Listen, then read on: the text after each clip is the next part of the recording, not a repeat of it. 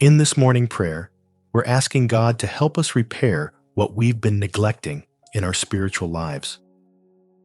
Have you noticed how easy it is to let prayer slip, to put off time with the Lord, until one day you feel distant from Him? Today, we're inviting God to restore what's been overlooked, to strengthen what's grown weak, and to draw us close again. Before we pray together, let's take a moment to listen to what the Lord might be speaking to your heart this morning. You know how easy it is for a small delay to quietly become a stubborn habit. How quickly, "I'll do it later," turns into something you never quite get around to doing. You understand procrastination in everyday life. A to-do list that sits untouched. A phone call you know you should make keeps getting pushed to tomorrow. Even simple household tasks can be postponed until the clutter grows into something that weighs on your spirit. And when you finally look around, you realize it didn't become overwhelming in a single moment. It became overwhelming one overlooked task at a time, one ignored responsibility at a time. Scripture shows you that the same thing can happen within your soul. Ecclesiastes 10:18 tells us, "Through laziness the rafters sag, because of idle hands the house leaks." A roof doesn't collapse the first day you neglect it. It sags slowly. It weakens quietly. And then one day, what could have been a small repair becomes major damage. In the same way, spiritual decline rarely begins with one big sin. It usually starts with small neglect, a few missed moments in prayer, a few days without God's word, a heart that becomes distracted, a conscience that grows less sensitive. This is why Scripture warns you not to live carelessly with the Lord. Romans 12:11 says, "Never be lacking in zeal, but keep your spiritual fervor serving the Lord." Notice the focus isn't about emotional excitement. It's about spiritual earnestness. It's about choosing daily devotion instead of daily delay, when the Lord is no longer first. Because when your walk with the Savior becomes an afterthought, other things slowly take the throne. Comfort begins to lead you. Convenience begins to decide for you.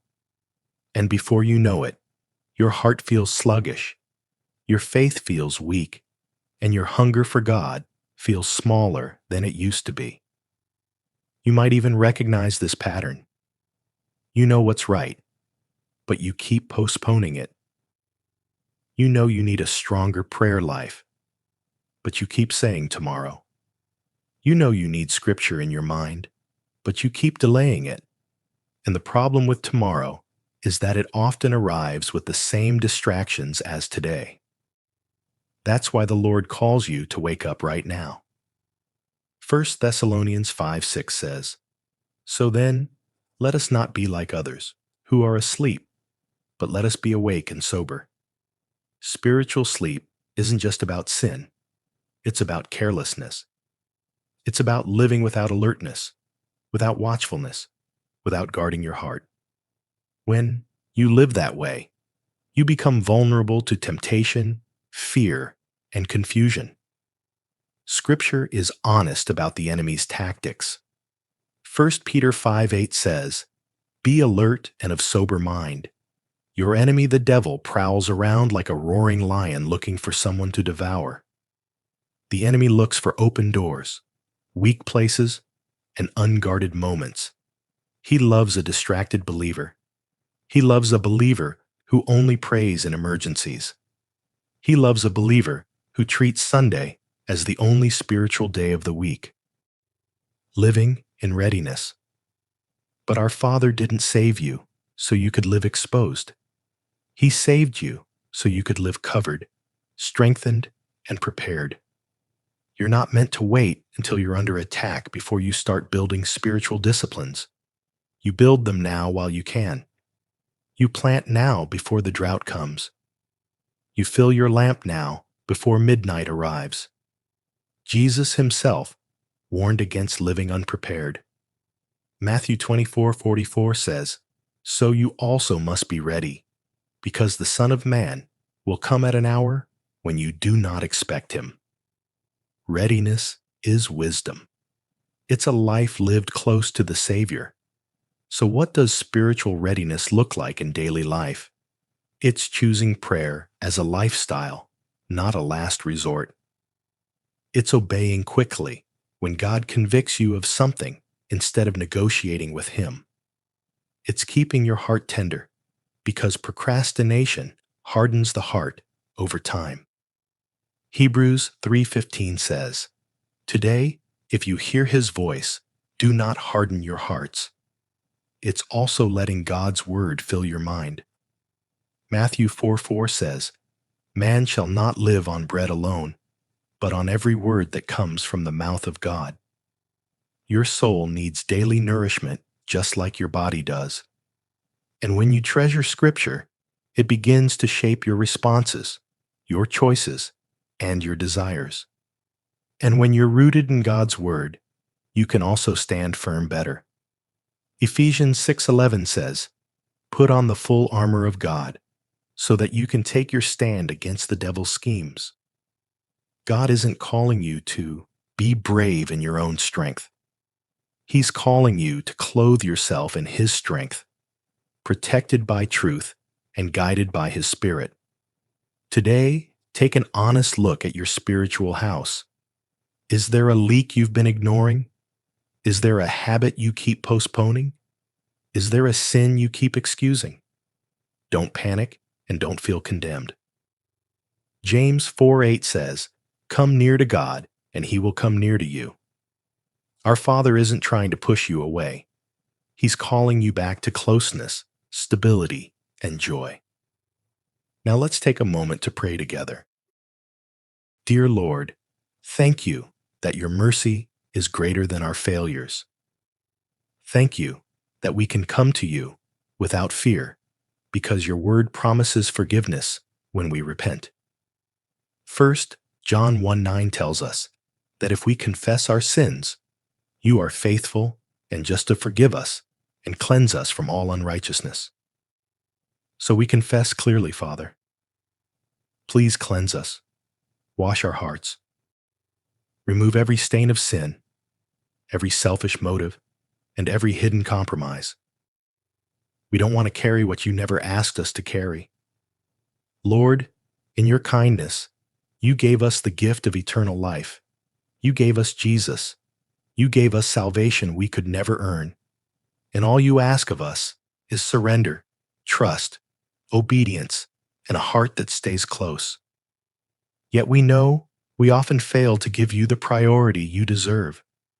We've given you our leftover time when you deserve our first and best. We've sought strength in our own efforts when we should have leaned on your grace.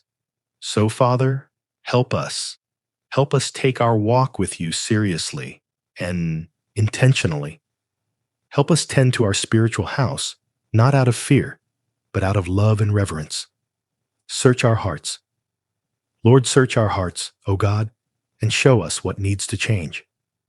Psalm 139:23-24 says, "Search me, God, and know my heart.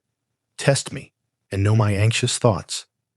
See if there is any offensive way in me, and lead me in the way everlasting." We invite you to do that in us this morning. Point out what we overlook. Correct what we excuse. Heal what we hide. If there's any part of our faith that needs attention, give us the urgency to address it and the desire to make it right. When we feel lazy, strengthen us. When we feel distracted, refocus us. When we feel numb, awaken our spirits once again. Don't let us wait until everything falls apart before we run to you. Teach us to choose you daily, even when life feels good, even when there's no emergency. Lord, we need you in our work, in our families, in our homes, and in everything we hope for. Without you, our success is empty. Without you, our peace disappears. Without you, we can have many things and still feel lost inside. Your word tells us in John 15:5 that apart from Jesus, we can do nothing. So we return to that truth. We need you, Father, more than we need answers. We need you more than we need control. We need you more than we need comfort. Fill us with gratitude and seeking. Fill our hearts with gratitude, Lord.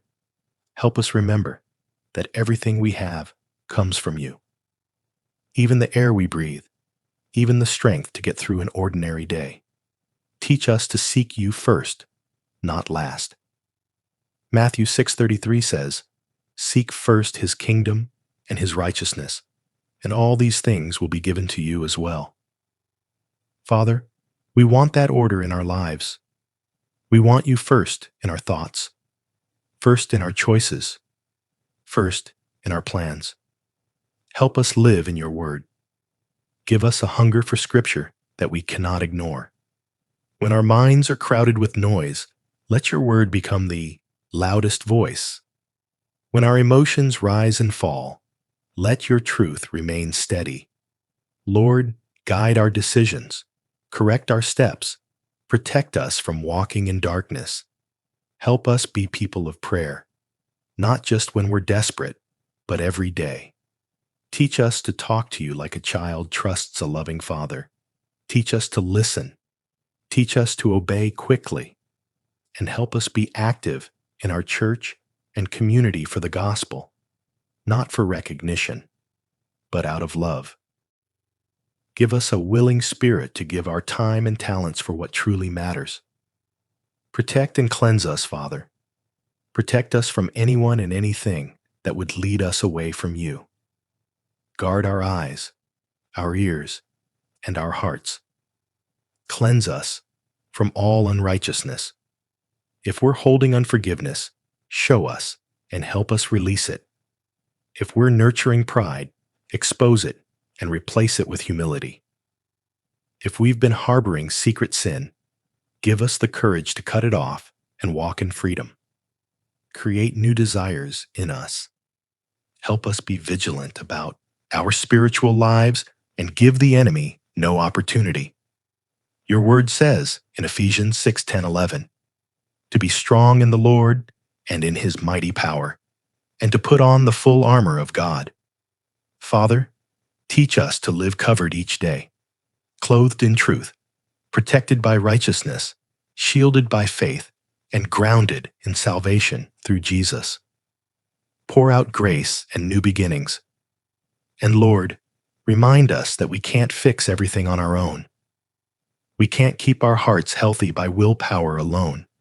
We need your grace. We need your Spirit.